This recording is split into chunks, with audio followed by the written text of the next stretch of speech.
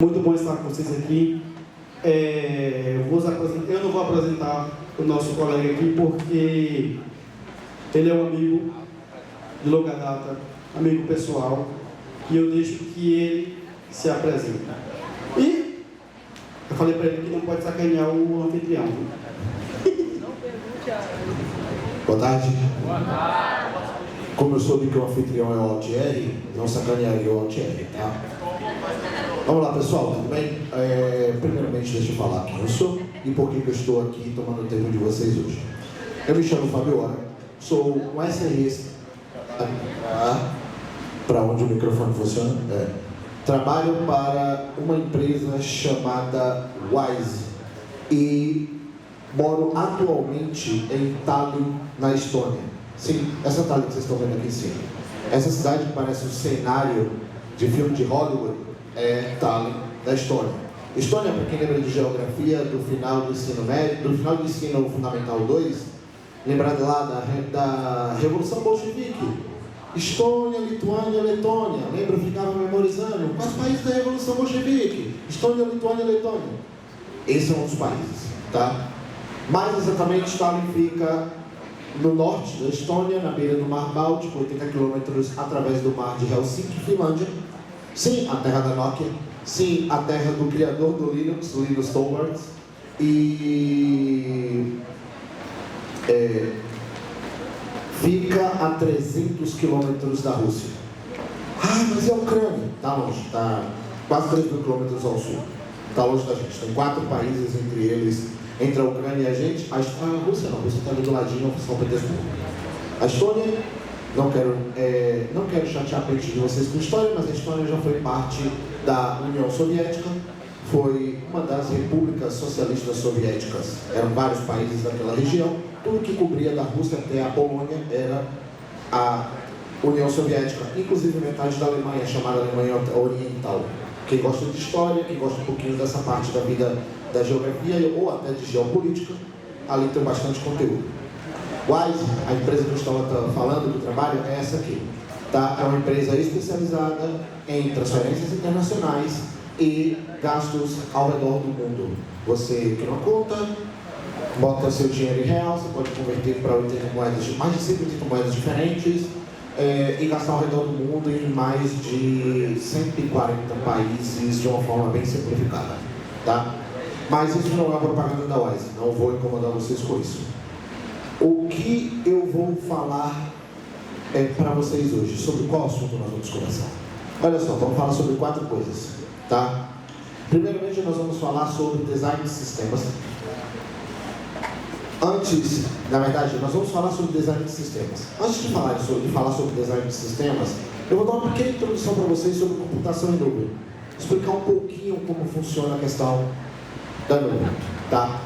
Como terceiro tópico, nós vamos falar de uma linguagem de programação que está se tornando uma linguagem de programação de altíssimo nível de auto-reconhecimento, principalmente por um fator que eu vou falar para vocês, tá? A linguagem de programação se chama Rust, tem 10 anos apenas de vida, mas tem um feito interessantíssimo para ser contado sobre ela. Por último, eu vou tirar um tempinho, e é por isso que o Mocota pediu para que todos sentassem mais aqui à frente, em que eu vou largar o microfone, você está aqui, e a gente vai bater um papo, certo? Literalmente, PQQ, pergunte o que quiser, tá? Eu vou falar para vocês sobre, posso falar para vocês sobre carreira, sobre vida no exterior, como é a vida trabalhando com tecnologia na Europa, como é trabalhar para uma Big Tech, tá? Para os curiosos de plantão, porque eu sei que essa é a primeira pergunta, eu vou responder sem vocês perguntar. Vamos falar sobre salário. Eu não vou falar exatamente do meu salário, mas eu vou dizer quanto ganha um profissional sênior, tá? Eu lembro principalmente dos terceiro-anistas aqui, alguns deles que me viram há 2 anos atrás, quando eu falei para vocês, quando vocês eram o primeiro ano. Lembro de você, lembro do nosso queridinho que está ali conversando, lembro claramente de alguns de vocês. O jovem do boné continua de boné e a gente vai seguindo a vida, né? Bom, agora que eu já expliquei o que a gente vai fazer, certo? Vamos falar sobre nuvem. Era uma vez uma ideia de atingir o mundo inteiro servindo os com estruturas para que todos pudessem criar e publicar seus aplicativos visíveis e acessíveis a todos. Tá? Dessa ideia, nós tivemos a criação de nuvem, certo? Mas nuvem quem?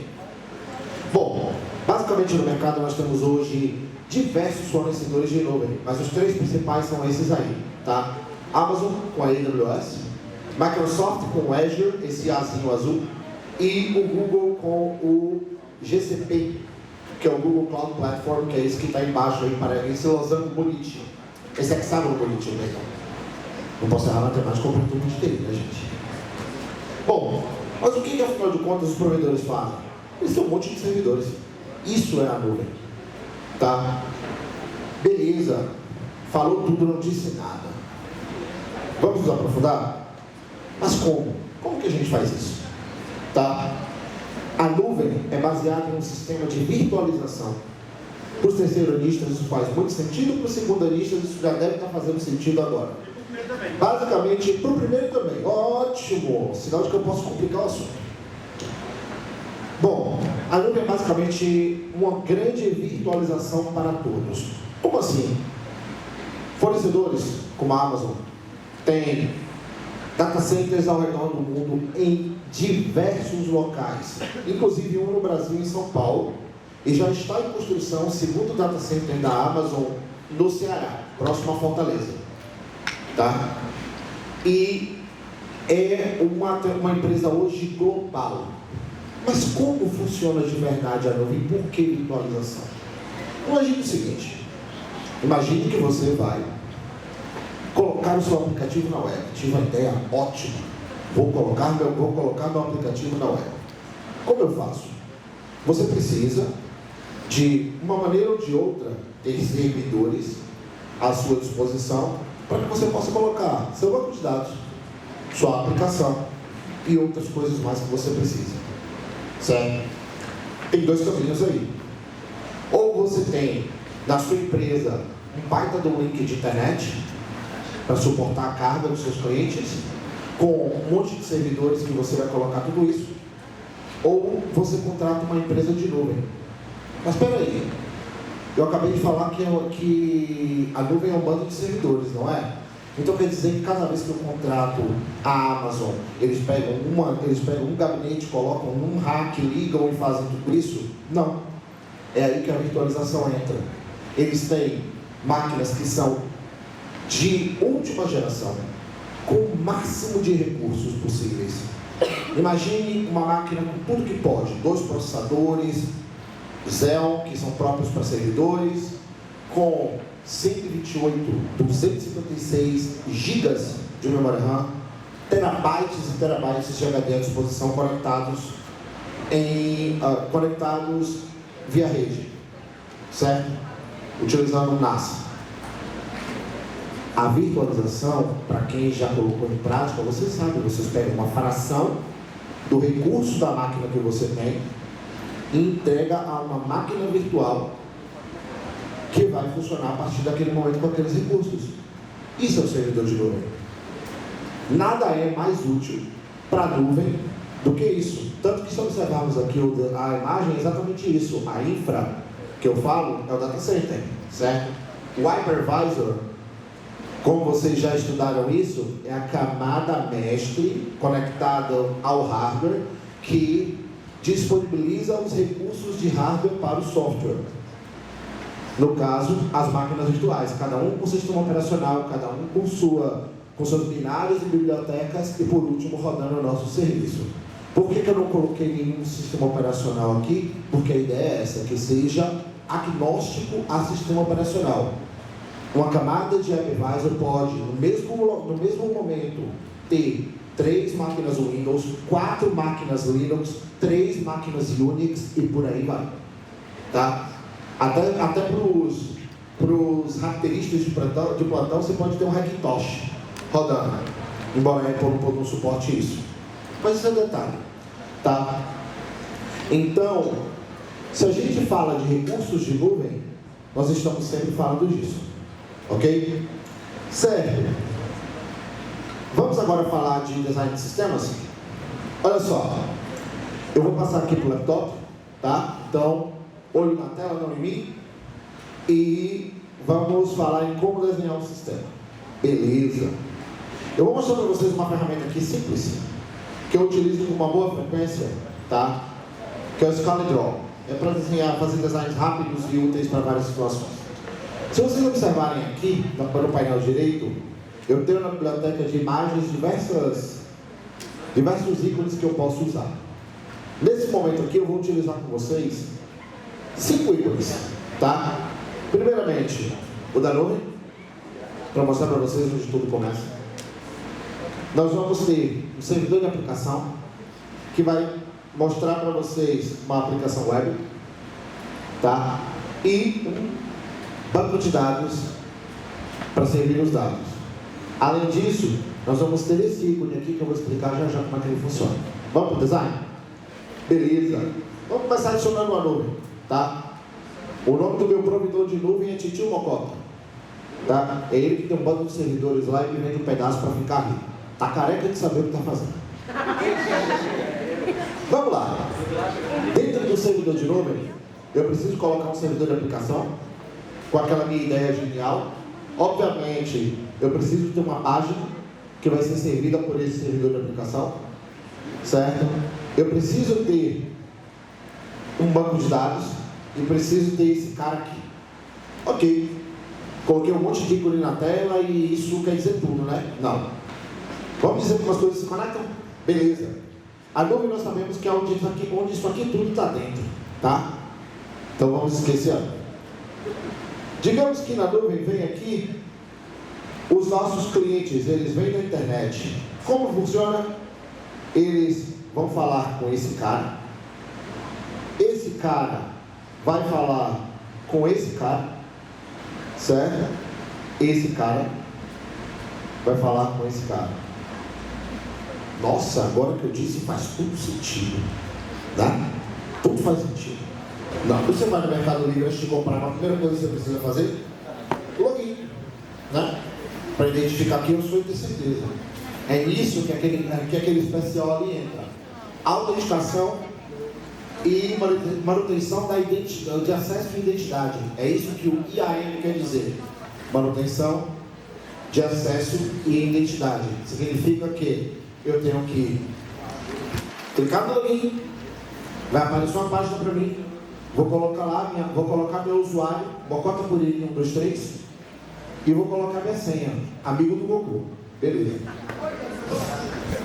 Acessei o meu serviço. Aí, a minha aplicação precisa saber quem eu sou. Ela vai lá. Lembra que eu falei que eu tinha uma tabela de usuários? Opa, existe uma Mococa Purinho 123? Existe. Existe, a senha é essa? Bateu, segue. Eu agora posso ver histórico de compras, todas essas informações, além do que eu já estava vendo. Entende como tudo se conecta de forma rápida? Tudo isso são recursos de nuvem. Tá?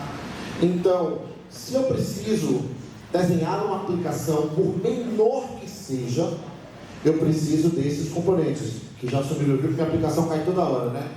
Vocês lembram que eu falei que o meu provedor de nuvem é Mococa? Aí, ó, fica brincando, joga no servidor, vai jogar logo no servidor, o que acontece? Não contava com minhas coisas.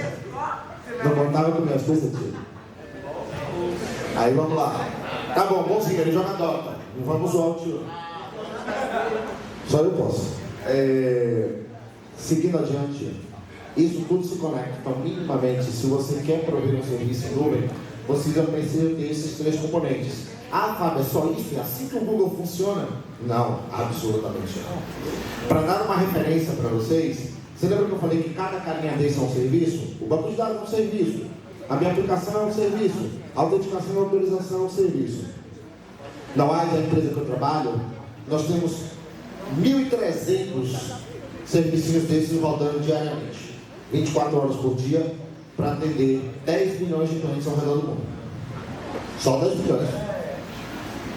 Não é nada. O Google tem bilhões de pessoas passando todo dia. Então vocês usem a imaginação matemática de vocês para chegar em quantos serviços eles têm.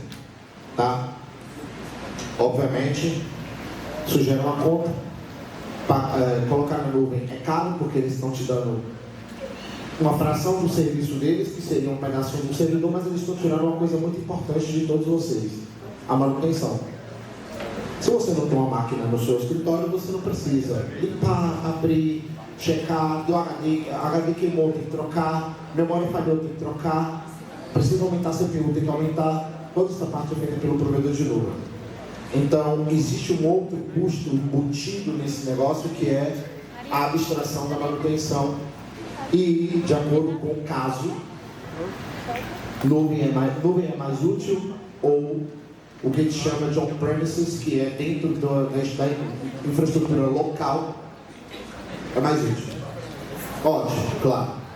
Então já falamos de 2 tópicos, tá? Falamos um pouquinho de como a nuvem funciona, falamos de como desenhar um sistema, e logo, enquanto já está jogando de novo, caiu no sinal, tá? Sai do dó, toma conta. Vamos lá. Vamos falar agora de linguagem de programação? Eu não quero complicar a mente de ninguém. Isso aqui não é um curso de programação. Não vou ensinar vocês a programar. Eu espero que vocês tenham a sagacidade de aprender em sala e de correr o resto do caminho vocês mesmos para aprender. Mas eu quero falar sobre a linguagem de programação Rust. Por que eu quero falar da linguagem de programação Rust? Tá? Um ponto importante sobre a linguagem... Deixa eu apertar o dedo aqui. Um ponto sobre a linguagem de programação Rust. Como eu disse no começo, a linguagem de programação ela tem apenas 10 anos. Foi criada por um engenheiro da Mozilla, a empresa que é responsável pelo navegador Firefox. Tá? E tem entre seus mantenedores hoje um consórcio de grandes empresas como Microsoft, Google, Apple e todos os grandes no mercado fazem manutenção. Inclusive a Microsoft adotou um gigante Rust e utiliza internamente para diversos sistemas e serviços. Mas por que o Rust é tão especial? Bom, Rust é chamada linguagem de baixo nível porque ela é uma linguagem compilada, só que ela é uma linguagem tão bem estruturada e tão segura que ela conseguiu fazer algo que nenhuma outra linguagem de programação, exceto o C++, que é a linguagem na qual foi construída, atingiu. Rust é a única linguagem de programação, além do C++, que é a linguagem original, que está dentro do kernel do Linux, que está dentro da cerne do Linux. Linus Torvalds, que é o criador do Linux, é um cara extremamente exigente, muito detalhista, e só depois de uma argumentação válida ele permitiu. E várias outras linguagens foram propostas em vários anos e foram sumariamente vetadas. Somente o Rust alcançou esse ponto. Certo? Um outro ponto do qual eu estou falando sobre o Rust para vocês é sobre empregabilidade. Percebe? Empregabilidade? Por que eu estou falando que percebe empregabilidade? Apesar de ser uma linguagem de apenas 10 anos de mercado, o Rust é hoje a principal linguagem do mundo cripto para escrever contratos inteligentes, serviços relacionados a cripto, pela segurança, velocidade e estabilidade da língua. Rust é a preferida. O salário base para profissionais júniores de Rust no mercado começa em $120 mil por ano. É $10 mil por mês. Bonitinho. É um baita do salário. Detalhe, como o mundo cripto é um mundo muito aberto, as vagas são 100% remotas. Então, se vocês tivessem a experiência e a qualificação, vocês poderiam estar morando em Barreiras, ganhando $10 mil por mês. Já pensou? R$55 mil pingando, limpinho todo mês no bolso? Era bom, hein? Então, essa é uma coisa interessante, tá? Mas, para não ficar só no falatório, vamos dar uma olhadinha no exemplo prático de Rust e entender por que a linguagem é simples? Tá. Vamos mudar para o navegador aqui, certo? Estamos no navegador. Vamos mudar para a minha ideia. Tá? Vocês estão vendo aí meu Visual Studio Code, eu espero que esteja legível para todos. Vou utilizar o gerenciador de pacotes do Rust que se chama Cargo para criar um novo projeto, certo? Isso é a forma mais simples de criar um projeto em Rust.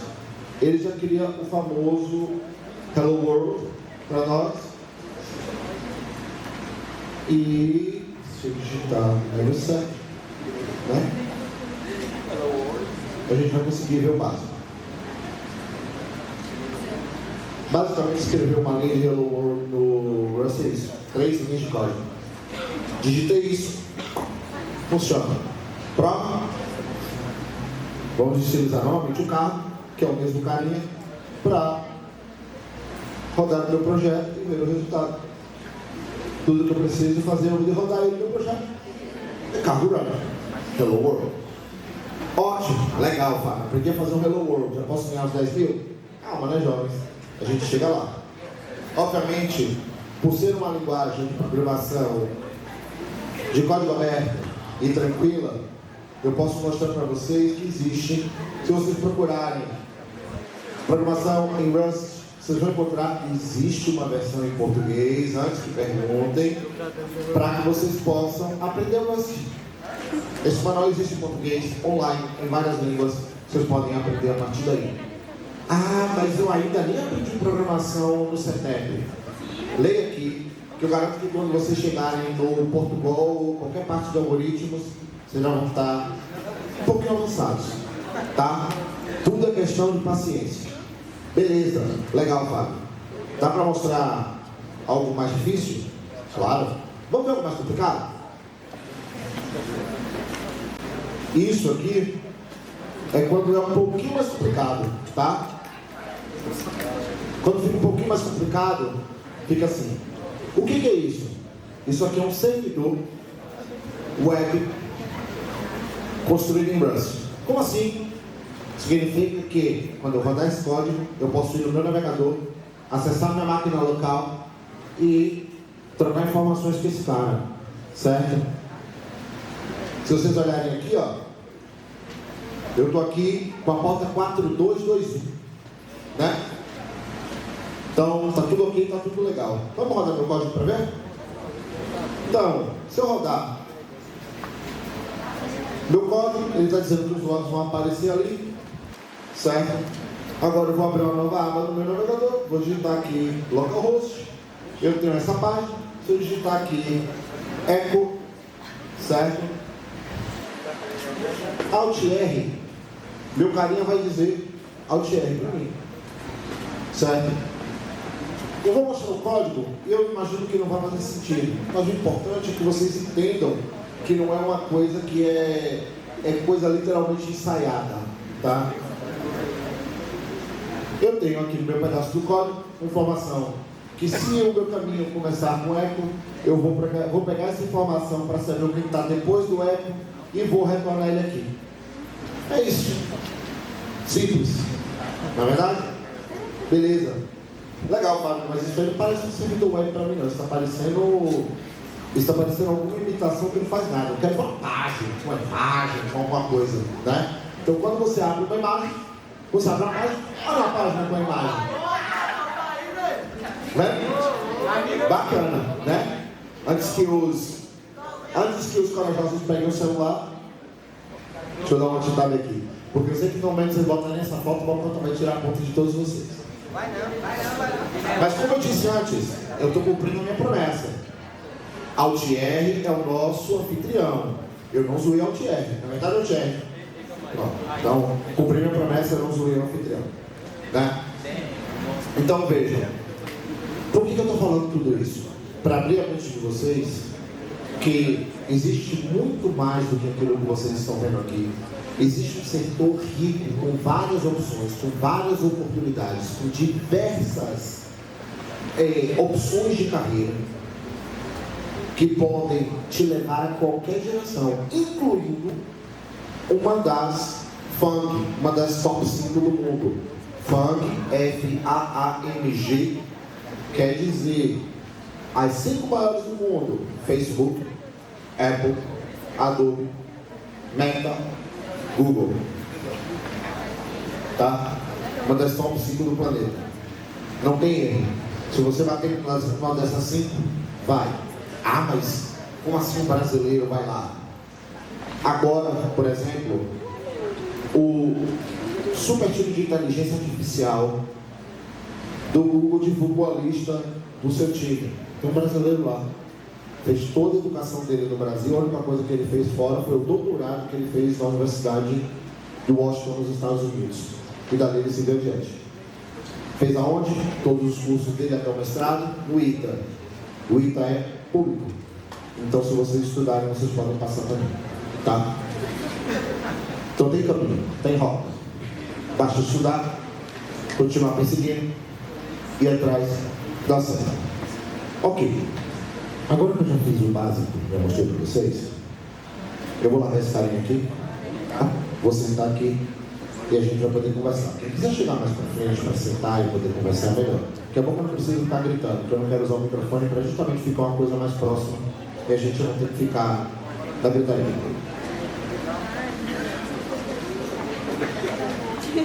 Vamos lá? Vamos sentar um pouquinho, conversar. Vamos começar falando a primeira coisa que eu sei que tem muito curioso para saber, né? Vamos falar de salário. Eu recebo um pouquinho mais de 2 salários. Eu passei mais chorando. Peguei salário do Marquinhos. Tem o Davi fazendo piada há 3 anos e eu não consegui reprovar ele. E não vai conseguir, não, porque meu Deus é maior.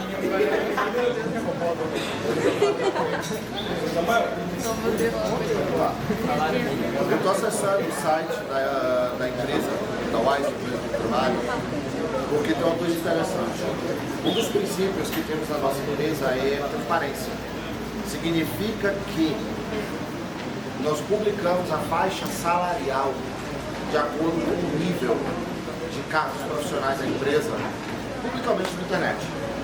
Certo? Quer dizer que eu estou dizendo quanto eu, Fábio, ganho? Não.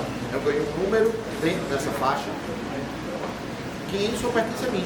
Porque não quer dizer, o número que eu ganho não quer dizer que vocês vão ganhar mais ou menos do que eu.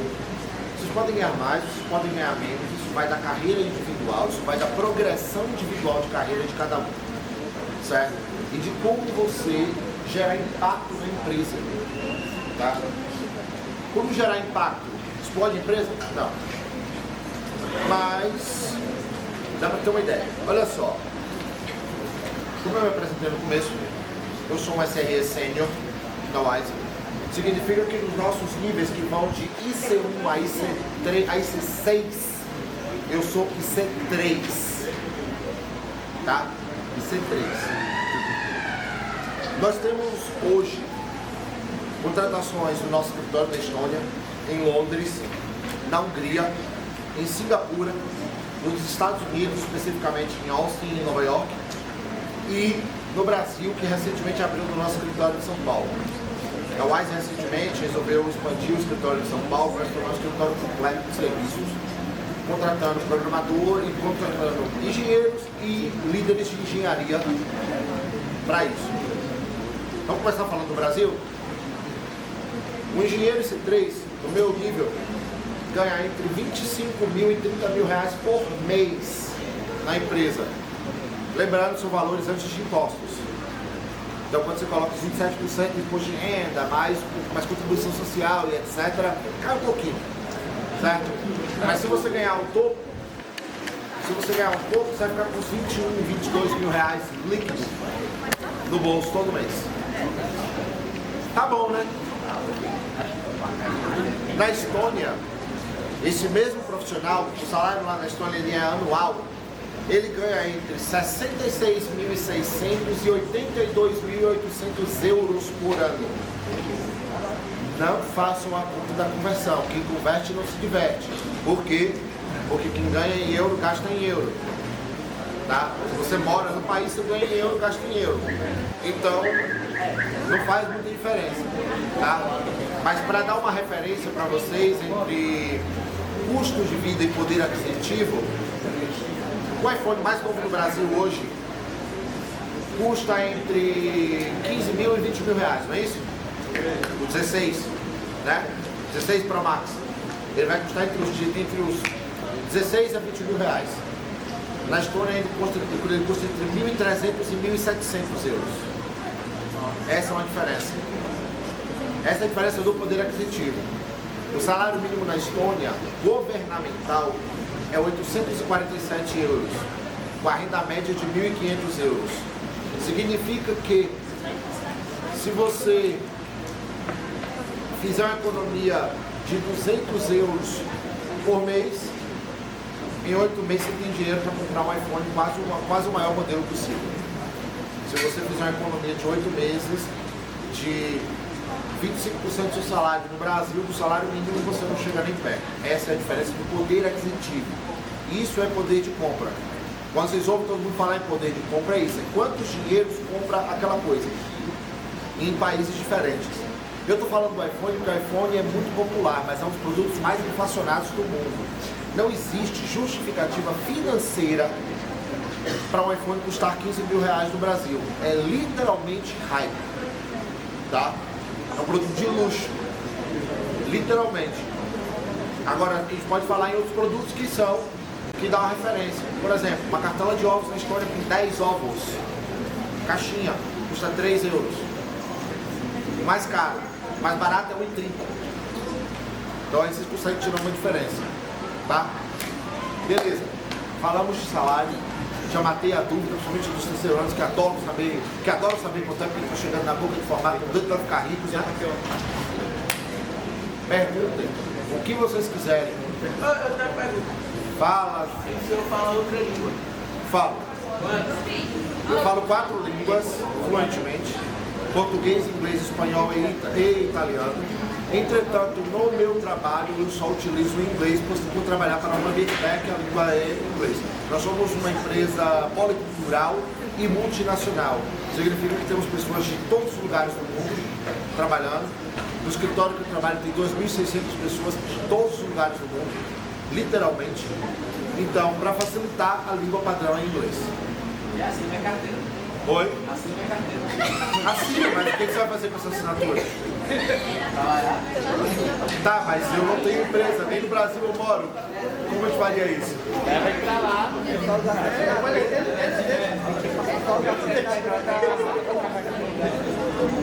Tá. Próxima pergunta. Tem como trabalhar de longe? Cá. Oi? Tem como trabalhar de longe? Tipo no Brasil? Remoto. Para a empresa que eu trabalho não, mas para outras empresas do setor sim. Próxima pergunta. Bora lá, pessoal. Não tem vergonha de perguntar, não. Quem tem vergonha de perguntar, tem vergonha de saber. Bom, antes do Fábio trabalhar na Estônia, ele trabalhava para empresas nos Estados Unidos aí, home office, aqui no Brasil. Aqui em Barreira. Aqui em Bahia. Tá. Como foi a primeira para a Estônia? Essa é uma das que eu mais recebo e mais gosto de responder. Eu fui para a Estônia contratado pela Wise. Tá? Eu literalmente vi a vaga de SRE no site da empresa. Que bela delegada aqui na câmera. Aproveitem, viu, gente? Vou fazer um meme disso. Façam memes. O meme perdido é uma vida mal vivida, tá? Vamos lá.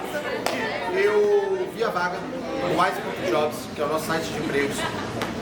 Eu apliquei para a vaga, fiz o processo de seleção, recebi uma proposta, aceitei, fui para a Estônia. Mas como assim eu fui para a Estônia? Antes de eu ir, eu fiz o que eu recomendo a todo mundo fazer. Faça uma pesquisa aprofundada sobre o lugar que você quer se mudar. Descubra como é o lugar. Como é o clima do lugar ao longo do ano. Qual é a segurança do lugar? Se existem muitos brasileiros lá, e sim faz uma diferença, certo? Faz uma diferença. Como aquele país é conhecido mundo afora em termos de aceitação de estrangeiros? E se você tiver família, quais são as comodidades para a sua família que você precisa, escola, etc. e tal. Eu tive a possibilidade e o privilégio, e ele novamente vai passar parte. Dessa vez foi só cabelo, não foi o nariz. Eu tive o privilégio de ter um colega de profissão, amigo pessoal de longuíssima data, que inclusive foi professor do Mocota no curso dele de GTI. Inclusive foi professor do Mocota no curso de GTI, o Pedro, que já morava na Estônia, trabalhando para uma empresa de logística lá, Kuehne+Nagel. Kuehne+Nagel é uma empresa alemã de logística, que é considerada a maior empresa de logística do mundo. Inclusive, se vocês tiverem boa memória, se lembrarem das notícias da TV na pandemia, quando mostravam cargueiros carregando vacinas ao redor do mundo, tinha o logo de uma empresa que era azul, com uma âncora de navio e um nome que não dava para ler. É essa empresa, Kuehne+Nagel, tá? Que ela é dessa área. Responde sua pergunta? Próximo. Então, duas perguntas. Duas custam mais caro. Escolha melhor. Vai lá. Pode fazer as duas. Como que acha o emprego de programação caso é fácil, qual é o nível que é necessário para poder candidatar esse trabalho? Depende do setor. Veja bem. Achar emprego é fácil. Tá? Achar emprego é razoavelmente fácil. Na maioria das épocas do ano eu tenho um avalanche de recrutadores no meu LinkedIn me oferecendo vaga. Eles estão sempre buscando, eles estão caçando, certo? Para isso você precisa estar sênior ou mais, para os recrutadores estarem sempre na sua cola. Tem várias maneiras de encontrar emprego. No próprio LinkedIn você encontra, tem uma seção só de vagas. Se você pesquisar as empresas grandes, se você for na página de toda empresa grande, você vai encontrar uma paginazinha de carreiras, que geralmente fica no rodapé. Você clica ali, eles te redirecionam para um local onde tem umas vagas de emprego que dá para aplicar. No Brasil, você vai encontrar vagas de todos os níveis, de estagiário a sênior, ou a principal, que é o mais alto. Tá? Você vai encontrar vagas de todos os níveis. Sênior. É como eu falei, na empresa que eu trabalho, tem níveis de IC1 a IC6, eu sou IC3. Tá? O principal, que é o mais alto, é IC6. Esses caras ganham pequenas fortunas. Sabe esses caras que falam que trabalham no Google e ganham 1 milhão por ano? Esses são os principals. E eles ganham essa grana de verdade. Tanto que muitos principals, depois de 10, 12 anos de setor, se aposentam porque tem dinheiro suficiente para isso. Para você conseguir as vagas no exterior, geralmente é sênior ou acima de sênior. Mas varia.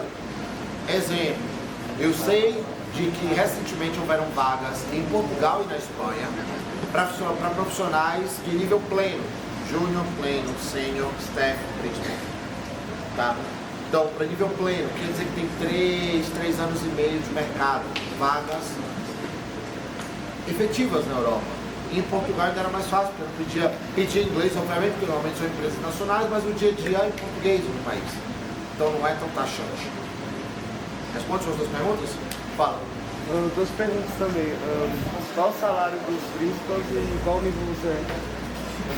Tá. Eu já falou o nível. Vou repetir mais uma vez. Vai anotar agora. Gente, eu sou IC3 na minha empresa, vai de 1 a 6 na minha empresa. Isso é para todas as empresas? Não. Cada empresa tem sua própria regra para poder nivelar os salários. Para facilitar, eu sou um profissional sênior. Sênior é todo profissional com mais de 6 anos de mercado. Tá? Eu tenho um tiquinho mais do que isso. Um principal no Brasil está ganhando entre 55 mil e 73 mil reais por mês. Quanto? 55 e 73 mil por mês. Não, principal. Dá para ver. Principal. Dá pra jogar mais. Tá? Bom, próxima pergunta.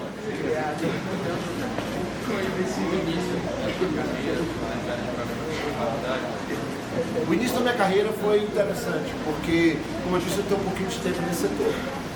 Eu estou no setor de TI desde 1997. Eu fiz um curso de técnico de informática na época em que você trocava chip de placa-mãe. Porque eles não eram soldados, eles eram conectores. O meu conector daquelas famosas antigas que vocês brincam no laboratório, o computador era todo chipado dessa maneira, inclusive memória RAM. Tá? Posso responder uma pergunta que vocês não fizeram? Ah, Fábio, mas eu só vou ganhar dinheiro se eu for programador? Não. Não. Você não entende? Se eu for programador, não. Vou dar um exemplo para vocês. Toda empresa grande precisa de um setor de TI. O que eles fazem? Cuidam da estrutura básica da empresa. Manutenção de laptops, Wi-Fi do escritório, toda a entrega e configuração de serviços que os usuários precisam. Se eu tenho acesso ao meu Gmail, se eu tenho acesso a outros serviços internos, garantir que eu só tenho acesso àquilo que eu preciso, vai ter o departamento de TI. Esse departamento contrata. Eu tenho colegas do departamento de TI que são brasileiros, nigerianos, indianos, todo lugar de Singapura, todo lugar do mundo. Engenheiros também. Querem ouvir um fato legal? Uma curiosidade bem interessante? Você tá doido pra me mandar embora, né, cara? Samuel, você vem não vai embora, você fala. Ô Samuel, você tá com ciúme porque eu tô falando aqui e não tô falando mais de manhã? Você não pode perguntar agora, tirou meu microfone? Ô Samuel, pega o microfone ali porque senão eu vou ficar tossindo aqui e encho o saco. Vou contar um fato bem interessante para vocês que vale muito a pena ser pensado. Tá?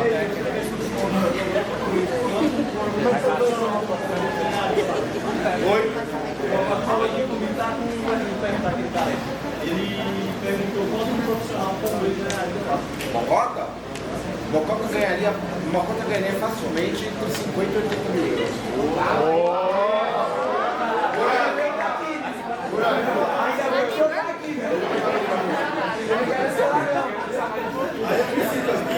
Eu sou o cavalo, você não Deixa eu contar uma coisa interessante para vocês, tá? Deixa eu contar uma coisa bem legal para vocês. Eu e o Mocota, nós somos amigos há mais de 10 anos. Amigo pessoal. Mocota é uma pessoa que eu estou sempre tentando acompanhar a vida. Eu vi o nascimento da filha dele, fiz questão de celebrar o nascimento da filha dele. Vi o Mocota ter namorada, acabar, ter mulher, acabar, ter mulher pegar ele, bater nele, fazer tudo que queria com ele. Será que são só vocês que oprimem o Mocota? Mas assim, não é porque ele está aqui usando minha raiz soteropolitana, não é de boca não, tá? Não é de boca não. Eu fiz isso para Mocota estudar inglês, adquirir influência e ir embora. Eu falei para ele que no momento que ele estivesse no ponto, eu faria o que fosse necessário para ajudar ele a conseguir uma vaga na Estônia. Porque eu sei que ele seria muito bem sucedido lá. Porque o Mocota é um cara que pensa fora da caixa, isso é importante. Muitas vezes, ser inteligente não é o mais importante, é saber resolver o problema. E saber resolver o problema, na maioria das vezes, requer criatividade, tá? E a criatividade, e muitas vezes até não, a capacidade de criatividade não deixa de ser muito diferente nesse sentido. A criatividade e muitas vezes a proatividade da pessoa faz com que ela consiga resolver problemas e entregar resultados. Ele não foi porque eu respeito, sempre respeito o que Mocota tem algo que vale a pena dar esse conselho para vocês. Mocota sente um apego muito grande pelo Brasil ao ponto de não se ver indo embora do país. Isso não é um defeito, gente. Isso não é errado. Você tem que estar aonde você queira estar bem. Eu conheço colegas de profissão direta ou de profissões acessórias.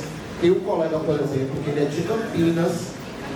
Ele foi para a Estônia. Ele é engenheiro mecânico de alta tecnologia, profissional que mexe com equipamentos extremamente caros e complexos e projeta equipamentos extremamente caros e complexos. Ele foi para a Estônia, não se adaptou. Foi para Barcelona, na Espanha, não se adaptou, voltou para Campinas, está feliz da vida. Ele, a esposa e a filha. Quer dizer que ele é burro? Não, quer dizer que ele está buscando onde ele também tem que estar bem. Dinheiro não é tudo. Lembra aí, Boné? Dinheiro não é tudo. Então, nesse sentido, qual é o nome dele? Vitor, dinheiro não é tudo. Você ouviu a história que eu falei do profissional de Campinas? Não, você não ouviu, mas depois você vai lembrar. Vamos lá. Depois você assiste o vídeo, não esquece de deixar o like e compartilhar, tá? Bom, esse é um caso interessante. Mas essa não é a pergunta que eu queria responder se ninguém perguntar. Eu falei da parte de TI. Disse que ia contar uma curiosidade. Deixa eu contar uma curiosidade legal para vocês. Eu adoro contar essa curiosidade porque, além dele ser meu amigo pessoal, é um exemplo de que você pode vencer sem ser necessariamente programador no setor de tecnologia. Tem um barreirense que hoje mora em Toronto, no Canadá. O que ele faz, ele é designer 3D. E hoje ele trabalha num baita de um estúdio 3D. Só que antes disso ele trabalhou para duas empresinhas bem pequenininhas. Ele trabalhou para uma tal de Rockstar e foi um dos principais designers de personagem do Red Dead Redemption 2. E antes disso, ele trabalhava no The Coalition Studios, que é o estúdio da Microsoft que desenha um joguinho velho ali, um tal de Halo. E ele foi um dos designers principais do último Halo. Isso faz uma diferença. Bairense, nascido, criado aqui. A única coisa que ele fez foi no momento que ele decidiu que essa carreira dele, ele foi fazer faculdade de design 3D em São Paulo, de lá e entrou no estúdio e seguiu adiante. Vê? Um outro profissional, não é de Barreiras, tá? Que hoje trabalha numa das maiores empresas de consultoria do Canadá. O que ele faz? Administrador sênior de banco de dados. Onde ele trabalhou antes dessa consultoria? Ele trabalhou só numa empresinha pequena chamada WCLC. O que é a WCLC? É a loteria de todo o oeste do Canadá. Ele administrava bancos de dados para toda a loteria do oeste do Canadá. Você imagine quantos petabytes de dados eram administrados por ele sendo líder do time nesse sentido. Bem, e eu posso citar esses profissionais em outros setores, diversos setores. Imagine uma parte da tecnologia de informação, eu posso citar profissionais em várias áreas. Ah, mas eu não quero necessariamente mexer com TI, eu quero mexer com a Big Tech. Eu tenho uma amiga pessoal, ela é estoniana, tá? E hoje mora em Barcelona com a família dela, com o marido e com a filha. Nossas famílias são amigas, estão próximas. E essa, inclusive, há um mês atrás, essa mesma amiga estoniana esteve aqui em Barreiros por uma semana, porque ela veio conhecer o Brasil, passou uma semana com a gente em Salvador e uma semana em Barreiras. Ela se apaixonou por Barreiros. Publicou fotos lindas da curva ali do Cais do Povo, da curva do Rio do Cais do Povo. Disse que inclusive adoraria morar no Brasil, que se eu pudesse convencer o marido dela a morar no Brasil, ela faria. O que ela faz? Ela é profissional de recompensas em empresas. O que quer dizer? Vocês já ouviram falar que tem gente que trabalha para a empresa, Big Tech, e que recebe ações da empresa como parte do pagamento? Ela faz isso para a empresa que ela trabalha. Ela ganha mais do que um bom bocado, 25% a mais do que ela escreve uma linha de código? Não. Ela só mexe com planilha e com a apresentação, com slide. Obviamente, todo o trabalho profissional dela, que é muito focado na área de direito. Então, o mercado é amplo no exterior para quem quer buscar. O que precisa é se qualificar, saber entrar e seguir dali para frente. Não tem muito segredo. Perguntas? Fala, Você acha que o que fez a UAS sentir interesse de contratar foi o seu currículo ou o seu tempo de experiência? Ou os dois? Eu acho que o que me fez passar pela primeira porta do processo foi o meu currículo, que inclui o meu tempo de experiência. Mas o que fez a UAS me contratar foi como eu fui no processo seletivo. O processo seletivo, para vocês terem uma ideia de como funciona mais ou menos isso, são algumas fases. Primeira fase Você aplica para a vaga, o recrutador te acha e você aplica, tá? Uma maneira ou outra. Você tem uma conversa com o recrutador, que é um profissional da área do RH da empresa, focado nisso aí.